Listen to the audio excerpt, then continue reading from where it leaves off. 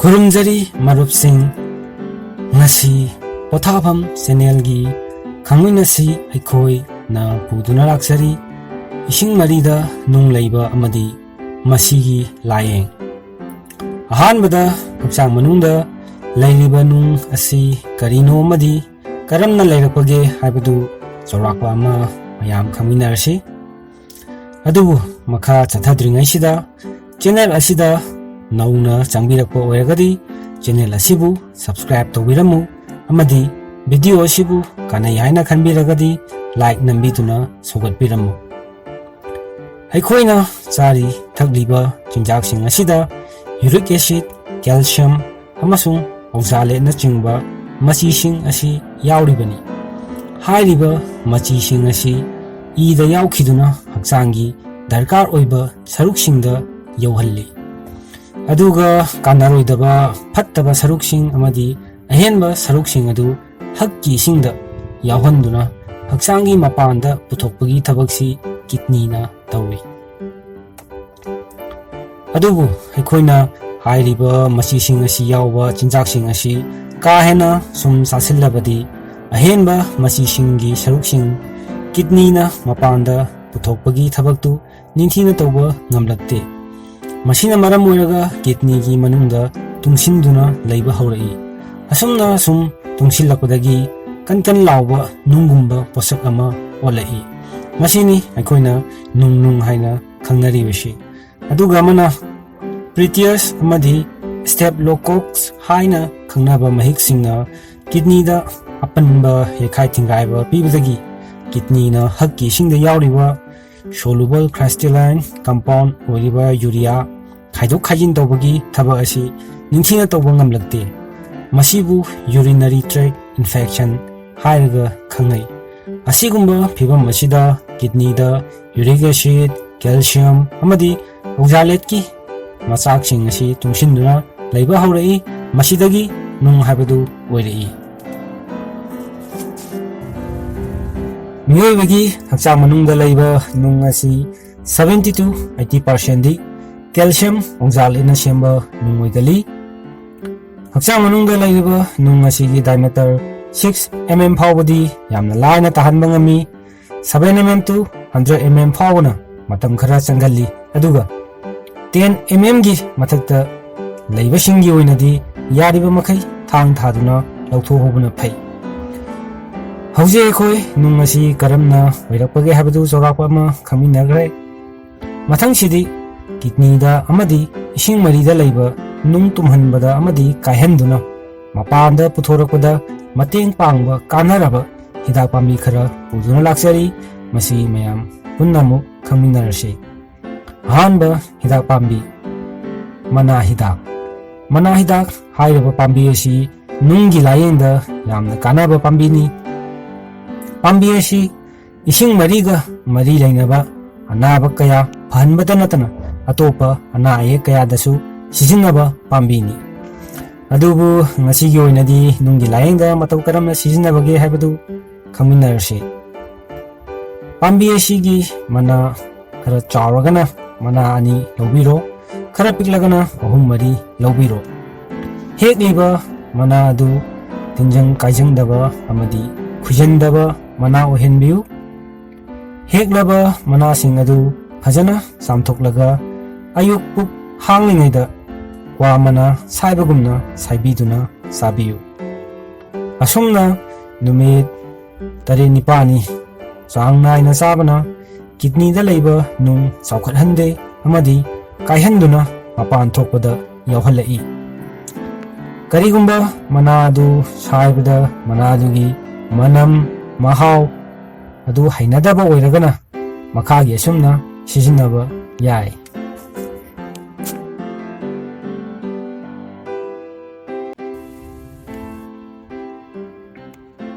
pambi asigi mana ani hekpiro khara piklagana ani hum hekpiu chawragadi ani khatang hekpiu heklaba mana adu ajana samthokpiro samthoklaba matungda khongumba amada natragana ꯄꯥꯇ꯭ꯔ ꯑꯃꯗ ꯏꯁꯤꯡ ꯍꯥꯞꯇꯕꯤꯗ ꯐꯖꯅ ꯁꯨꯒꯥꯏꯕꯤꯌꯨ꯫ ꯐꯖꯅ ꯀꯨꯞꯅ ꯁꯨꯒꯥꯏꯔꯕ ꯃꯅꯥ ꯑꯗꯨ ꯒ꯭ꯂꯥꯁ ꯑꯃꯗ ꯍꯥꯞꯂꯒ ꯏꯁꯤꯡ 200 to 250 ꯃꯨꯛ ꯆꯥꯎꯔꯥꯛꯅ ꯏꯁꯤꯡ ꯍꯥꯞꯄꯤꯗꯨꯅ ꯎꯠꯈꯥꯏꯕꯤꯌꯨ꯫ ꯃꯗꯨꯒꯤ ꯃꯇꯨꯡꯗ ꯑꯇꯣꯞꯄ ꯒ꯭ꯂꯥꯁ ꯑꯃꯗ ꯁꯨꯝꯊꯣꯛꯄꯤꯌꯨ꯫ ꯁꯨꯝꯊꯣꯛꯇꯅ ꯑꯗꯨꯃꯛ ꯊꯛꯄꯗ ꯑꯀꯥꯏꯕ ꯂꯩꯇꯦ꯫ ꯑꯁꯨꯝꯅ ꯁꯨꯝꯊꯣꯛꯂꯕ ꯃꯍꯤ ꯑꯗꯨꯗ ꯆꯝꯄ꯭ꯔꯥ ꯃꯍꯤ ꯆꯥꯃꯁ 2 - 3 ꯐꯥꯎꯕ ꯍꯥꯞꯄꯤꯌꯨ ꯑꯃꯗꯤ ꯈꯣꯏꯍꯤ ꯆꯥꯃꯁ ꯈꯔꯁꯨ ꯍꯥꯞꯄꯤꯗꯨꯅ ꯑꯣꯠꯈꯥꯏꯕꯤꯌꯨ꯫ ꯈꯣꯏꯍꯤ ꯍꯥꯞꯄꯒꯤ ꯆꯥꯡꯗꯤ ꯏꯁꯥꯅ ꯊꯨꯝꯍꯟꯅꯤꯡꯕ ꯆꯥꯡꯗꯨꯒꯤ ꯌꯦꯡꯂꯒ ꯍꯥꯞꯄꯤꯌꯨ, ꯃꯗꯨꯗ ꯊꯣꯏꯅ ꯑꯀꯥꯏꯕ ꯂꯩꯖꯗꯦ꯫ ꯑꯁꯨꯝꯅ ꯁꯦꯝꯂꯕ ꯃꯍꯤ ꯑꯁꯤ ꯑꯌꯨꯛ ꯄꯨꯛ ꯍꯥꯡꯂꯤꯉꯩꯗ ꯊꯛꯄꯤꯌꯨ꯫ ꯊꯛꯂꯕ ꯃꯇꯨꯡ ꯄꯨꯡ ꯑꯃꯔꯣꯝꯗꯤ ꯀꯔꯤꯃꯠꯇ ꯆꯥꯕ ꯊꯛꯄ ꯇꯧꯕꯤꯒꯅꯨ꯫ ꯑꯁꯨꯝꯅ ꯍꯤꯗꯥꯛ ꯁꯦꯝꯗꯨꯅ ꯅꯨꯃꯤꯠ 10ꯅꯤꯃꯨꯛ ꯊꯛꯄꯅ ꯀꯤꯗꯅꯤꯗ ꯂꯩꯕ ꯅꯨꯡ ꯆꯥꯎꯈꯠꯍꯟꯗꯦ ꯑꯃꯗꯤ ꯀꯥꯏꯍꯟꯗꯨꯅ ꯏꯔꯥꯏ ꯂꯥꯏꯅ ꯃꯄꯥꯟ ꯊꯣꯛꯄꯗ ꯌꯥꯎꯍꯜꯂꯛꯏ꯫ ꯀꯦꯜꯁꯤꯌꯝ ꯑꯣꯛꯁꯥꯂꯦꯠꯅ ꯁꯦꯝꯕ ꯅꯨꯡꯒꯤ ꯑꯣꯏꯅꯗꯤ ꯍꯥꯏꯔꯤꯕ ꯍꯤꯗꯥꯛ ꯑꯁꯤ ꯌꯥꯝꯅ ꯀꯥꯟꯅꯔꯕ ꯁꯣꯏꯐꯗ꯭ꯔꯕ ꯍꯤꯗꯥꯛ ꯑꯃꯅꯤ꯫ ꯑꯗꯨꯒ ꯍꯤꯗꯥꯛ ꯑꯁꯤ ꯊꯛꯂꯛꯄ ꯃꯇꯝꯗ ꯄꯨꯛ ꯂꯦꯡꯕ ꯊꯤꯟꯕ, ꯍꯥꯔꯠ ꯕꯔꯟ,